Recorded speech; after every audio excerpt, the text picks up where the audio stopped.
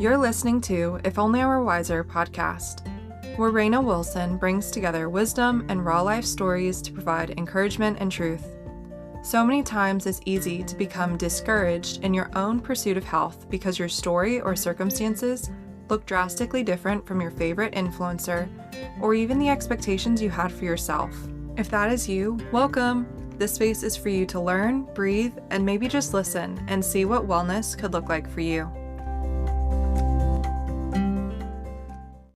Hey friends, welcome back to the If Only I Were Wiser podcast. On today's episode, I have sweet friend Annika Duden. Annika is a functional nutritional therapy practitioner and a women's health nutritionist specializing in HTMA, hair tissue mineral analysis, cookbook author, and recipe developer. Her goal is to help women return to the way that God designed them to eat and live. And that's exactly what we cover in today's episode. Biblical femininity and what it looks like to break free from diet culture and ways to truly nourish your body as a woman. Annika is such a powerhouse in the wellness community, and I can't wait to share her with you. So let's dive in. Well, hello, Annika. Welcome to the If Only I Were Wiser podcast. Hi, Raina. Thank you so much for having me. Yeah, like we've said, I'm so pumped to just get into this topic. Yes. Because I'm very passionate about it right now, and I would say like the narrative in our culture is like very anti this topic. But yes. Before we get into it, I would love just to share a little bit about you with our community. What does life look like for you right now? What brings you joy right now? Yeah. Great question. So, just a little bit more about me. My name is Annika. I am a functional nutritional therapy practitioner. So that is my main focus is nutrition and just helping women really just understand how God designed us to eat and live as far as nutrition, because there is so much confusion, and probably pretty much every woman in our generation has suffered from that confusion at some point, myself included, big time, with all the diet culture and all the just complete confusion around what we're actually supposed to eat to fuel our bodies. So that is my main passion, is just helping women understand that. But also it's really kind of taken a turn and kind of morphed into really what we're going to be talking about today, just femininity and what true femininity is and how it's been also messed up and distorted in our modern day culture. So, so that's me. That is my passion. Life right now, well, I am a chicken mom. We have 19 Woo. chickens. Wow. And I'm like obsessed with them. I just was checking on them and we're letting them free range and stuff like that. So I'm just enjoying that. Just being part of raising our own food and getting eggs and all of that kind of stuff. So I love that. And I'm super excited about that right now. So I'm so jealous. My husband, we're a military family. And so like if we live on base, we can't like have chickens. I can't remember what they're called, but it's like peahens or something. Like we can have some sort of bird, not chickens, because they're like what? Interesting. too loud. But I say that because every time I bring that up to my husband, he's like, Raina, you would not be a good chicken mom right now. And I like take that severely to heart. So No, honestly, you would be a great chicken mom. They're very easy. It's not that hard. It's just so much okay. fun. Well, there we go. But that's sad that you have them. Maybe someday. Well, I'll have to share that with him because he is not my biggest advocate for chicken babies right now because we're trying to keep a toddler alive. Oh man. That's also a thing though that I don't have. So like totally get it. Totally get it. Well, what is one thing? Is it your chicken babies that are bringing you joy right now? What is your like simple joy right now? Honestly, yes, I would say that. I went out there the other day, the first time they free range, and just let them out and just read my Bible, did my Bible study out there, just sat outside, enjoyed the summer. I would say summer too. Just so happy that it's finally that season. And for women, it's just such a season for us to be like soft and open. And if you look at the seasons like the menstrual cycle, summer is the season of ovulation. So obviously that's a great time for everyone, right? So so I'm just really enjoying that, just slowing down, So yeah, I think that's a great segue into just like this topic of femininity. And it's just like such a broad topic, but I would love to start by saying like, how would you define femininity, because I think you and I are on the same page. Like, biblical Mhm. femininity is the foundation, like Mhm. the Lord's design for femininity and masculinity. So we'll just kind of lay that out there. Mhm. But how would you kind of like set the foundation of like what it looked like for you to even start having these conversations within yourself that like brought you this revelation of there's so much confusion? Totally. So, great question, by the way. I love that. So, um, it actually started for me. I went to college, business school, was so ready to like join the corporate world and be a boss girl and all that stuff. And, I mean, my dreams immediately came crashing down, and I just kept getting these resounding feelings that the schedule, the commuting, the even the clothing down to like the shoes and just how uncomfortable I was all the time and like having to just force this um masculine energy on myself all the time. It just felt so wrong and I couldn't it took me so long to really even understand that. And one thing that I realized a few years after I had left my corporate job was that I think I was one of the only, if not the only women in my office that wasn't on the birth control pill. And for those who aren't familiar Mm. with the birth control pill, it basically just pumps the same level of hormones into your system all day, every day. Whereas when you are a cycling female that is going through 4 phases every month of your cycle, you experience different feelings and you have different needs and you have different um, caloric intake changes and sleep needs change and all of this stuff changes. So I'm like, for me to be doing the same thing Monday through Friday, 8 to 5 every day, it just feels so Mm. wrong for what I need as a woman. And there are women that seem to enjoy that. So I don't want to just knock it Sure. completely. But for me and a lot of women that are kind of going through the journey that we're going through of understanding true femininity and how our bodies work and how what God designed for us, I was like, I can't do this. So that's kind of how I hope that answered the question. I feel like that was Yeah. kind of like a rabbit trail, but yeah. No, totally. And which is so interesting because like I've had this conversation with a dear friend of mine that is stepped out of the military, but like I Hmm. think that could be a whole other conversation, but femininity Oh, within a masculine culture, like you said, like the business world, and then you look at like femininity in a masculine system like the army or like the military where yeah. you wear a like Yes. Oh my pregnancy goodness. uniforms are like a very new thing Mhm. because women had Yeah. to fit into like the male uniforms. So like Mhm. that's a side note. Yeah, and that's super relevant because I was in the car business. Oh, So okay. Yeah. yeah, so I think it was amplified for me more than maybe some other jobs, but being in the car industry was very interesting. It's Yeah. like I can't even say it with a straight face because it's so not who I am at all that it's like just funny to think about that was my life at one point. Yeah. So how would you describe femininity as you see it now as like your foundational sense? Absolutely. So how I see it and how I think what God designed for us is honestly, I love to just use the foundation of Proverbs 31 because I think there's some instances where it's taken too far. Like I saw on Instagram the other day, you know, Instagram gets crazy, but this Mhm. woman had posted that women shouldn't drive. And I'm like, okay, well that's not it either. So my foundation and what I take it from it is based off of Proverbs 31. So this woman is an incredible homemaker.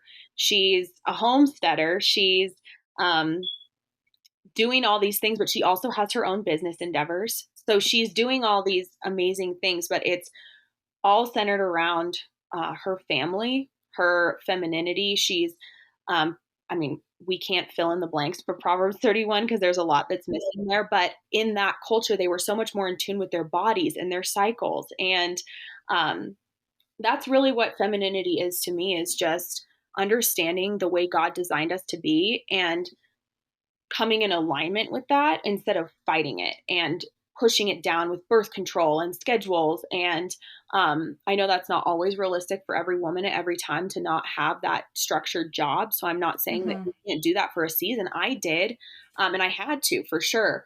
But just really coming into alignment with God's design for our bodies, our cycles, what we're supposed to eat, and flowing with it instead of fighting it. Because I think there's just so much in our culture that encourages us to push it down and to fight it. What would be some of those, like, I guess, symptoms of restriction? Like, I think of like when you Yeah. got to that point in your job and you're like, this is just like not working anymore. Yeah. I mean, I swear, I think I experienced just a full body rejection. I was just, I wasn't eating well, I wasn't on a good schedule for myself or my cycle. And then it also really started to impact my personality and my mood. And I was getting just short and snappy with people, and my patience Mm. was very thin, and I was just kind of on edge all the time. And my family started calling me the warden No because, way. yeah, because I was just so edgy and so sharp and harsh, and just kind of had developed this harshness in myself that I didn't like. And I didn't want that to continue. So it kind of just overflowed into every area of my life. I was just so tired and burned out that I couldn't imagine doing the things that I used to love, like cooking or baking or anything like that. I just lost the desire for that because I was so exhausted and so preoccupied mentally and trying to like keep up with the boys and all that stuff that it just Right. really did trickle into every area of my life for sure. Yeah. So what was the breaking point for you? Was it like this moment you remember like driving to work and you're like, screw this? Like I literally can't do this anymore. Yeah, yeah, actually, so I did have an hour and a half commute each way, so that was lovely. And I would cry the whole way there and the whole way back. And so I was like, this is not good. But the moment it hit me, I remember it so well. I had enrolled in nutrition school. I was back in school for nutrition while still working my corporate job. And they had us watching a video of a farmer, and just his life and being with the livestock, milking a cow and getting raw milk and all this stuff. And I just was sitting there sobbing watching the video. And I was like, what I'm doing is so out of alignment with my femininity and who God created me to be. And I just can't do this for another minute. And I think I ended up quitting a month later. So, Oh my gosh. yeah, yeah, it's crazy because I do remember the actual moment where I was like, I can't anymore. Yeah.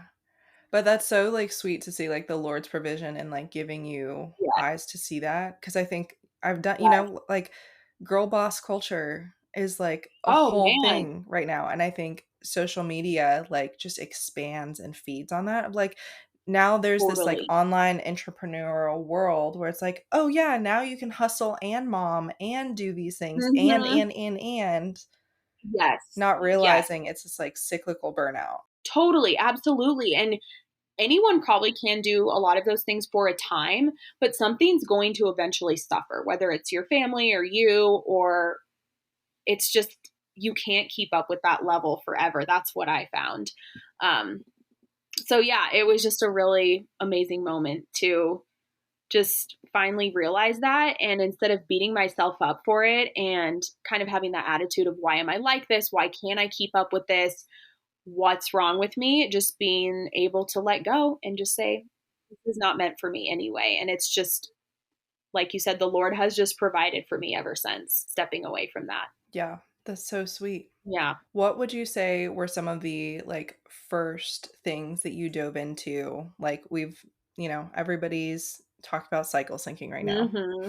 Mm-hmm. But in relation to femininity, like, how does that play a role in maybe being one of the first steps that women take to step away from, like, a masculine rhythm, but Mm-hmm. they don't even understand that, like, it's a masculine rhythm? Yeah, totally. And I love this topic so much because, and I love all the topics I teach on because what they really are at the foundation is they're unlearning.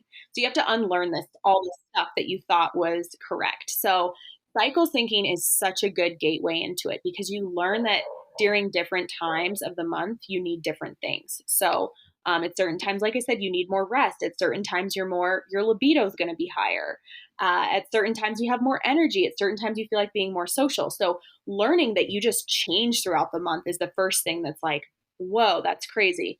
And then the other thing that really shifted for me, and I learned this, I think, through podcasts and stuff like that, is when intermittent fasting was all the rage a few years ago. And I mean, I'm sure people still do it, but Yep. there was that period where like paleo, intermittent fasting, CrossFit, and all that stuff was just like huge and super, super hot and popular. And I learned that all these studies that had been done on exercise and intermittent fasting and all these different things that we were being taught was so healthy were done on men. And they weren't even done on women. And the literal reason is because our cycles made it too hard to get consistent data. And And too so, much money that yeah, too much people money. are Yeah, not willing to, ugh. yeah, exactly. So we're just being left out of these studies, but then we're being told that they're good for us and they work for us. And so I was doing it. I was doing the intermittent fasting and the workouts and the keto and paleo, and I was just falling apart. And it wasn't until people started talking about women aren't just small men, we have completely different needs that change throughout the month. It was just like such an aha moment of, okay, now I really can understand why I can't keep up with this and why I don't like this and why this doesn't even resonate with me, on the level of just being a woman, but also being trying to be a godly woman. Mm, yes. And Dr. Stacey Sims like has so much like good information if you want to dive Mm-hmm. into Yeah, like not conforming to like that level of you're not just a little man. Even like no, it's not like just because you don't have a penis, like it doesn't fit in that category. exactly, exactly. But I would love if you could dive into maybe the masculinity of like the 24-hour clock. And I think that was revolutionary for me of understanding like Totally. first I realized, oh, I have this cycle and my body emotionally, physically, and spiritually changes Mm-hmm. over the course of the month. Mm-hmm. But then it was like, wait a minute, within a 24-hour day, this is why I have to fight for intentional rest because Mm-hmm. male biology follows the 24-hour window. Yeah. So, one of the people, I learned most of this from her. She has incredible work, is Elisa Vitti. She has two books, Flow Living and In the Flow, I think is what they're called. So for anyone listening that wants to learn more, most of what I'm referencing is what I've learned from her. So the research she does is everyone follows the circadian rhythm, right? Like the 24-hour day, the sun rises and sets, same thing every day, 24 hours. Um, and men have the same hormonal cycle every single day. So if you look at a graph of their cycle, their testosterone peaks in the morning, and then it just slowly declines throughout the day. And even the 9 to 5 workday was structured based off of their testosterone cycle. Mm-hmm.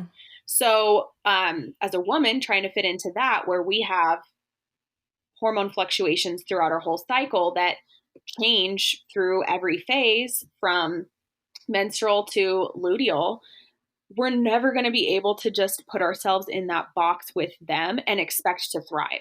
Like we can do it. People do it all the time because most women aren't even aware of it.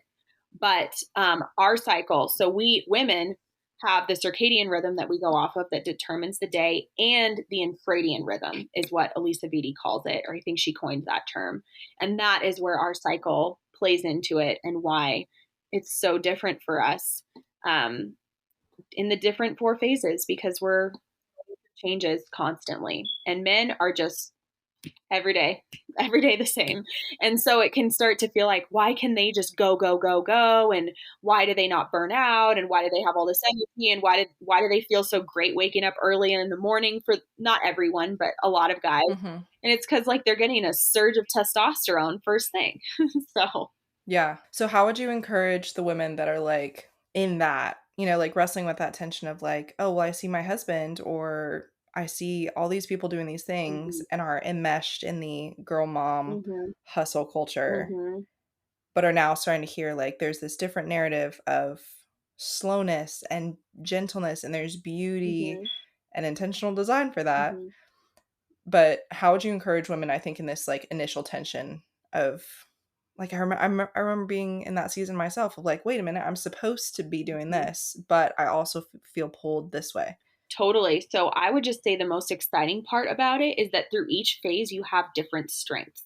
So you can use those actually to you can leverage those. So my favorite example is in the ovulation phase, you're just naturally more social and ready Mm-hmm. to like speak, present, engage, network, all that stuff. So, and this is really hard living in a world that doesn't really acknowledge our infradian rhythm or our female cycles, because you can't just be like, all right, group of friends, we're not getting together until my ovulation. Because Right. everyone's also on different schedules or cycles, but you can leverage it for your workday. Like if you have your own business or if you're being a stay-at-home mom, aligning activities that best go with that phase of your cycle can be really cool and really helpful. And I've, through talking about it on Instagram, had a lot of conversations with stay-at-home moms that literally work their schedule and activities and what they do for their kiddos into their cycle. And I think Mm. that's so cool because I don't see it as limiting in any way. I see it as liberating because we can we have the knowledge to control our bodies and our activities and decide what's going to suit us best for which phase when possible. We can't follow it to the T by the book because like I said, everyone's on different cycles. Society doesn't acknowledge this. So it's not the easiest thing to do all the time, but when you can, it's really cool to see how that can work for you. Oh, definitely. One of the like small things that I've implemented is like I don't go shopping during certain phases of my cycle. Like if I need to Yes, go jean shopping or like I need new jean shorts because it's summer in Texas and we're all melting over here, yes, I yes. won't do that during, like during my late luteal phase because mental health and like, like I'm gonna Totally. perceive my body as dissatisfactory, and there's research for that. Like if your body, they tested your like body satisfaction, all things controlled, women perceive their body dissatisfaction higher towards the end of their cycle even if nothing changed. It's so true. And um it's crazy how niche down you can get into that. Like I Hmm. even have friends I'm like, don't weigh your well, I'm not a huge advocate for weighing yourself anyway, Yeah. but I'm like, don't weigh yourself on or around your period. Oh It's no. not gonna be pretty. Your body fluctuates weight. Also, and I'm gonna butcher this, but Elisa has this in one of her books or resources. There's even a time in your cycle that it's better to like get waxed or get shaved because your skin is softer and it heals faster. I can't remember which, but you can get that nitty like gritty into it, which is crazy and cool. Wow. Yeah. Well, I would love to like kind of transition, especially talking about like some of these cues that we can bring into our lifestyle. Like, how do you think femininity, especially culturally right now, plays into like the beauty standard? Oh my goodness. This is where it's sad because I think it's being totally distorted with the beauty standard that's happening right now. And it's kind of gross and disgusting because the beauty trends right now, I guess you could say, are all about manipulating our bodies. So, breast implants and Botox injections and lip fillers and all these things that are not honoring our femininity at all, but like assaulting it, in my opinion. I mean, trying to get us to change and look different and all fit this certain specific mold of beauty. Things are wild right now. I mean, they want you injecting stuff, they want you gluing stuff to your eyelashes, they want you to have bigger lips, bigger butt, bigger boobs. And it's really sad because femininity, instead of being more focused on your gifts and your talents and what you can bring to the table, and like everyone's into beauty. There's so many, I would never say like you should be against beauty in general. And like Esther did beauty treatments, right? So it's been going on since the dawn of time, but those were supportive of her body, supportive of her femininity. And what we're seeing now is just totally the opposite. It's such a, Right. I use the word assault. I really do think it is that because we are attacking our bodies and what we're doing to them is not supportive of our femininity and the gifts and beautiful things we can bring to the table as women. It's telling us that if we don't look a certain way, we're not worthy of that. And that certain way is expensive and harmful. Oof. Yeah. Which is so cool to like look back now and like see the beauty trends throughout the decades, like of the female body in Mm-hmm. itself, of like Yes. you take the 40s and 50s and then you go through like the depression era and then you see like the 2000s, like the skinny, like I just remember seeing like the MTV videos, Yes, and then it's like now like, thickness for all, but only in all the right places. yes. But then also skinniness is making a resurgence. Mhm.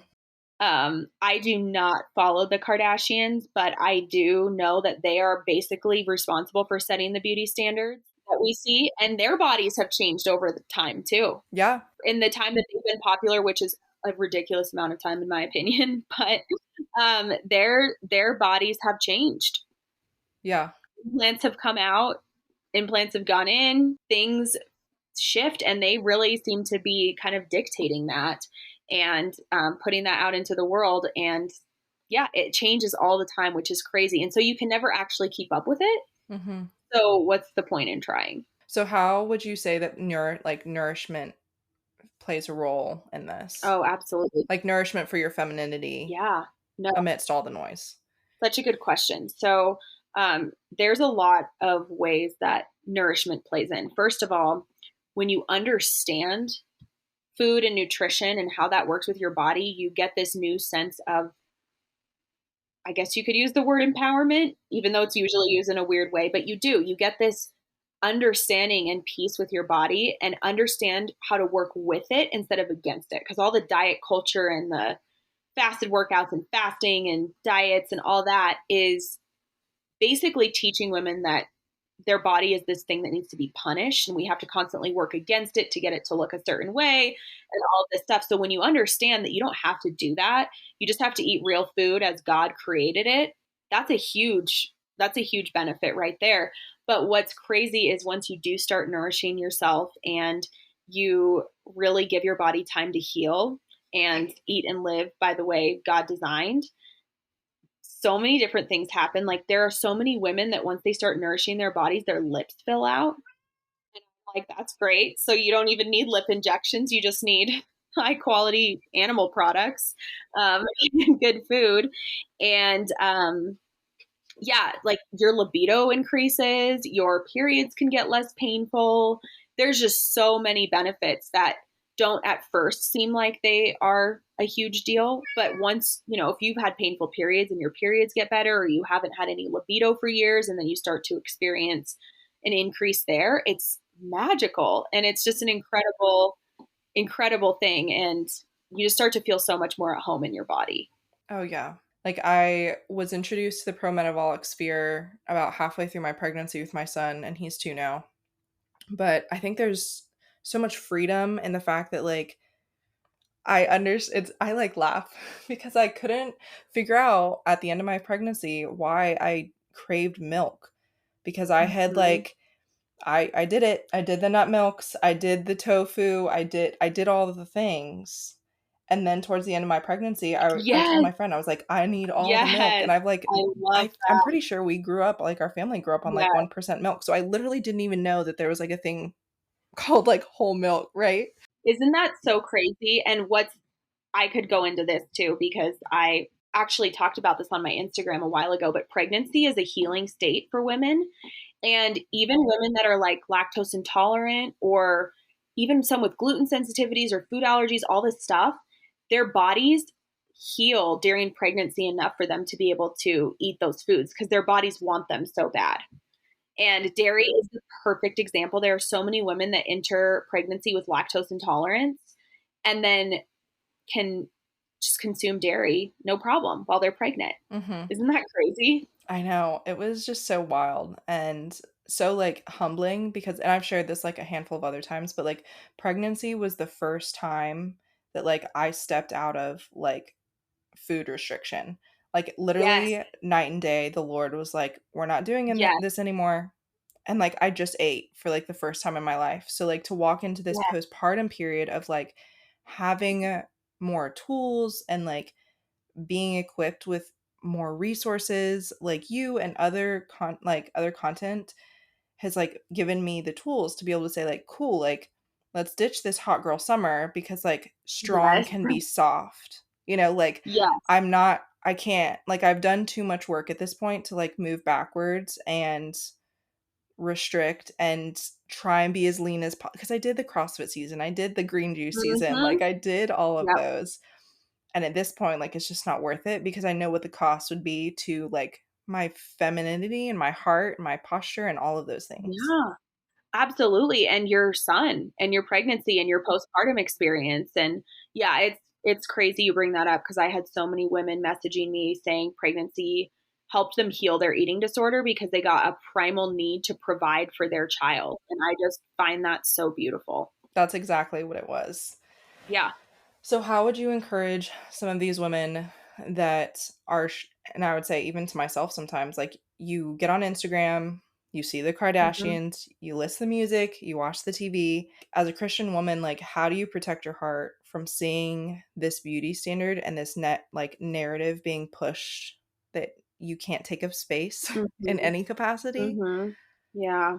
but also wrestling with that tension of like, I know I need to nourish. Totally. So, this is hard, and I'm just never going to pretend that it's not because you see these women on Instagram and they are beautiful. Like, you can't be like, they're ugly, they look bad because they don't. And saying that is just not They don't. Yeah. helpful because it's not true. Like, saying that is not going to make you feel better. So, it's hard, and there's always just going to be so much comparison. Like, that's what we do. We're our own biggest critic. So, for me, my news is to get, or my advice is to get the heck off of Instagram in any capacity that is harming you. So if Instagram is a problem for you, spend less time on it. Just that's the only option. We are bombarded. We're going to see it on magazines, in movies, TV, commercials, Instagram, TikTok, Face. It's everywhere. So, but that's also not normal. Mm. But yeah, as far as um, just what we're bombarded with, it's just so unhealthy. We're not meant to see this amount of content. Like, we're just simply not. So, and a lot of us have to be on Instagram. I'm not going to be getting off of Instagram. My business is on there. I enjoy it. I actually love to connect with like-minded people like you and other people that I've met on Instagram. I like it. So I'm not going to leave, but you just have to really be careful and be willing to protect yourself from that because it is hard. It's hard to see all these beautiful women all the time and feel inadequate because your lips and butt and everything else is way smaller or different than theirs.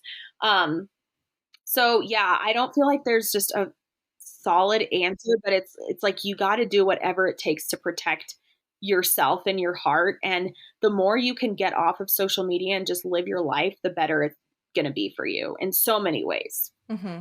I think that was something like I'd wrestled with this past week, and the Holy Spirit like had gently and lovingly like corrected me of like there's Mhm. life outside of these squares. Like you said, like Oh, I yes. love building this community. I love building like my business and like what I want to create in this space. There comes a point where it's like not healthy for my own heart. And the Holy Spirit was just like, Absolutely. there's life outside of these squares. And it was like a revelation, like, oh, wait a minute, like 100%. there is life when I put my, like there's life outside of consuming, even if Yes. consuming is a good thing, because I do want to learn more, like I do want to read the books. I do want to dive into these topics, but like Yeah, totally. there's discernment and wisdom in finding a time for those things. Absolutely, and I just think and I'm sure we've all had those days where it's the weekend or you're on vacation and you're so busy and you're just going all day and you're having a great day and you realize you haven't even opened Instagram Yep. and you're totally fine. You're fine and you're like thriving and you're living your life, and I think if we can all just create more experiences outside of it, it's just gonna be so much better for all of us. Mm, that's so true. What has it looked like for you to align yourself with your own femininity? Has it been clothing that you've chosen? Like, has it been like Mhm. like makeup? Like, what have been some of the like little steps you've been like, no, like, hell yeah, I'm gonna like do this and I can like live in this body within the Lord's design with confidence. Totally. So the first was 100% nutrition.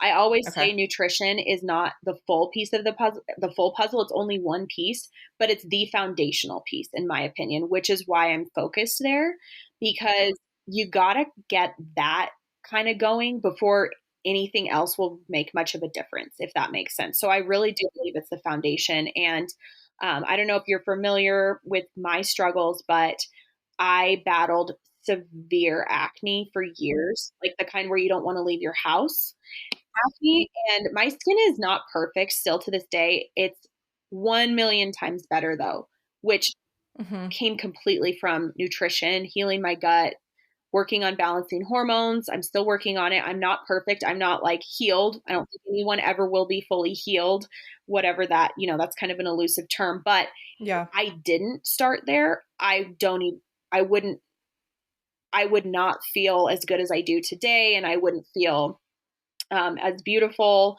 And that would have just been and I still struggle. Like, trust me, I still struggle, still have periods, like, still, my skin will still freak out on me. But um, if I didn't that was just a key piece to my femininity because Mm. I feel more beautiful. I feel more confident. I feel um, my all these weird symptoms have gone away, like super sore breasts leading up to my period and low libido or vaginal dryness or all these weird things that you think, oh, I guess this is just how it is. And realizing it's not, you don't have to live like that. So starting there, I would honestly say was probably the biggest thing for me. But then also letting go of the corporate job, which I do hate, I don't know. It's hard to say that because I know there are women in places that just simply can't do that. And I don't want to make them feel inadequate or less than because I get it. Like, I remember listening to podcasts driving to and from work of people saying, you got to quit your job. And I'm like, I can't do that right now. Right. Like, you got to be realistic too. So, um, but maybe starting to set yourself up in that direction and kind of dreaming what would that look like for you, putting together a plan for you to get out of that environment if it's not working for you. Establishing a workout routine that is actually reflective of my femininity and not doing Yes. fasted treadmill sprints, like Yes. making yourself miserable in that way. And um, I have been a little bit slower on the switch to clothes because it's just expensive. I love it. I love all of it, but I'm like really taking my time with that one. Same with shoes. I'm like, I totally need to switch my shoes, but I Yeah. love my cute shoes. So Yeah. I definitely just take it in strides. But for anyone really wanting to dive in, I would for sure recommend starting with nutrition and then just kind of doing whatever else seems to flow the most naturally for you. Mm-hmm. I found the most freedom, like you said. I think you hit the nail on the head earlier. Pregnancy was the one push the Lord Yeah. needed in my own life to be like, nope, we're done with this, Yes. and you're gonna eat. Yes. And after my son was born, it was like I have to eat. Hmm. And now, like, my son is 2, we're still nursing, so that's like a whole other thing right now. Oh, that's beautiful. But even like fighting bounce back culture and the snapback Oh my culture, goodness. and because like Yes. I'm in like the fitness industry, and like I'm thankful for like my own transition towards like cyclical fitness, but like Hmm. it's still hard, Totally. like Oh my it's God. summer season, and it is comparison of being like, cool, I'm like not shredded or lean of what or whatever I thought beautiful is for summertime, right? Yes, absolutely. Yeah. And that's that again, just protecting yourself. And I think so much peace comes from understanding. And you understand that your body looks the way it does because it grew and nourished and birthed your son. And Mhm. you can't put yourself on a level of someone who's never had a child and is starving themselves and is doing all these things because actually they are so much worse off. But Mm, to the eye, it doesn't seem that way. But you have the knowledge to know why it's different. And I hope that that brings you peace because you are yeah. deserving of having peace in that season of being postpartum and nourishing a child from your body. Absolutely. And like our bodies, like you've said it from the beginning, like our bodies are meant to change. Like stepping into what the Lord's design for femininity is female change. Like it is hormonal change. Like Totally. we will go through these seasons. We, can go through marriage and pregnancy and postpartum and menopause. Like Hmm. these are the Lord's design for our bodies.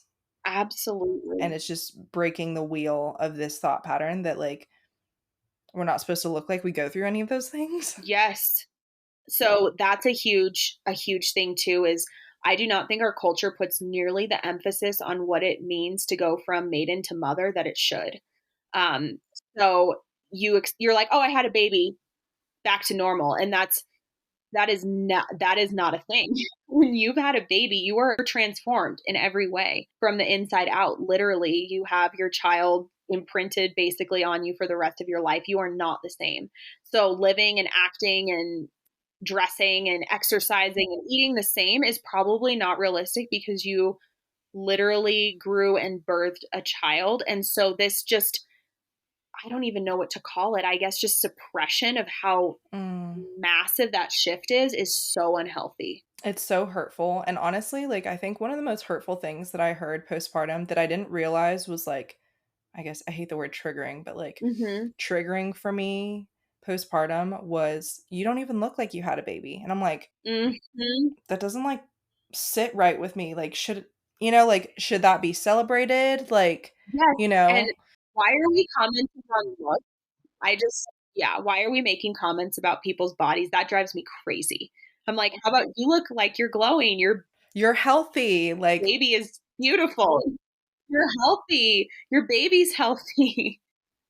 Yes, yeah. Oh, absolutely. for Oh, sure. I could go off on that because why is that even being brought up in the first place? Come on. Total side note, but I would just love your thoughts on it because it's like something that I'm navigating in my own like life right now Mhm. is boob health. Is Yes, the free the boobies conversation. totally.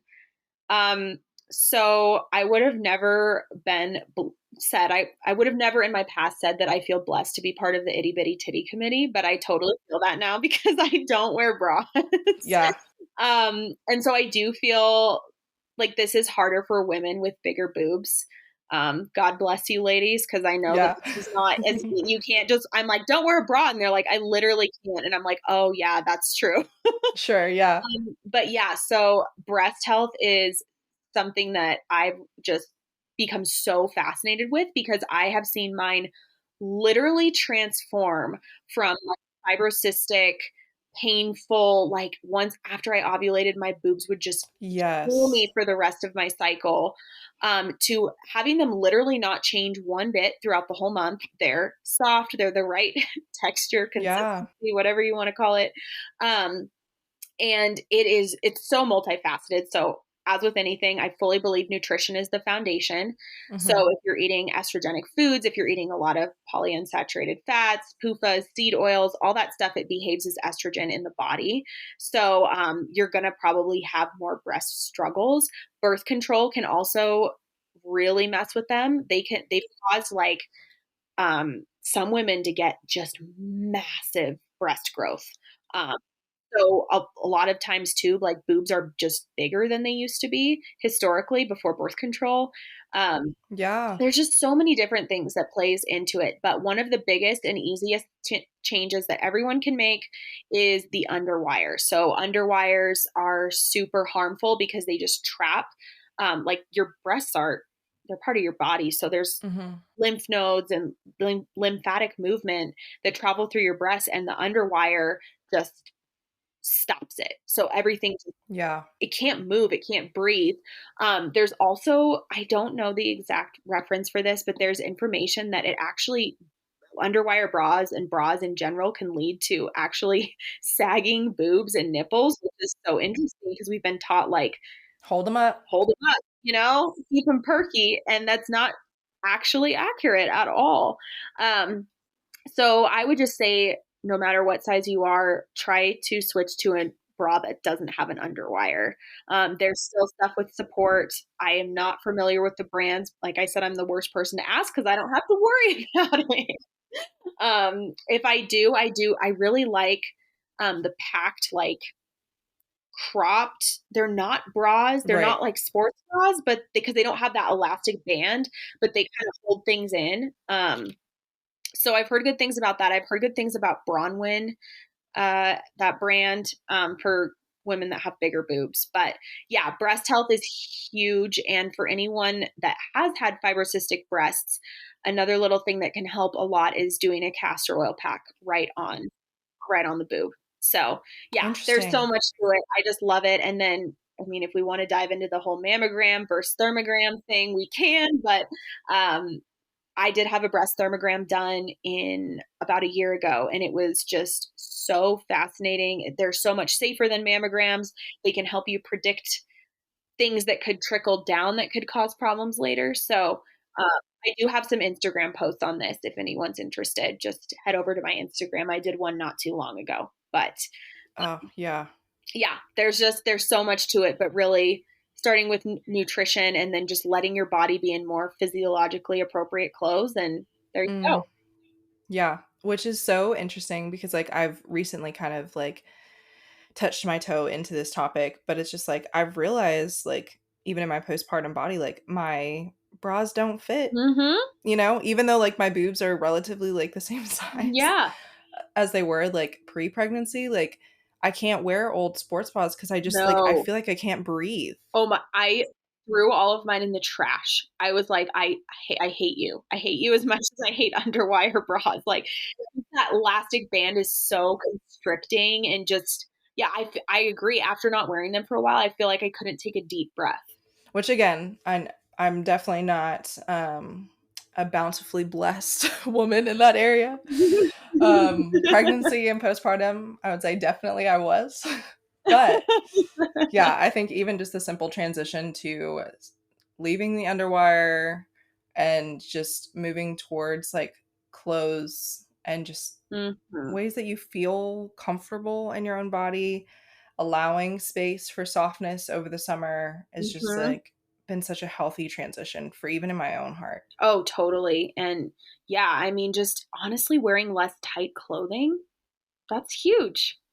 You don't have to wear like a bag every day, but just letting your body breathe. Really tight pants and bras and shirts and shoes and all that stuff just can cause so much tension in our bodies. Yeah, and it plays a huge role like you said, like the mental and emotional connection in like when you think about it, like Mhm. if you're fitting into a masculine environment with masculine clothing, like there's so many other layers Mhm. to that that changes the way that you carry yourself. Oh my gosh.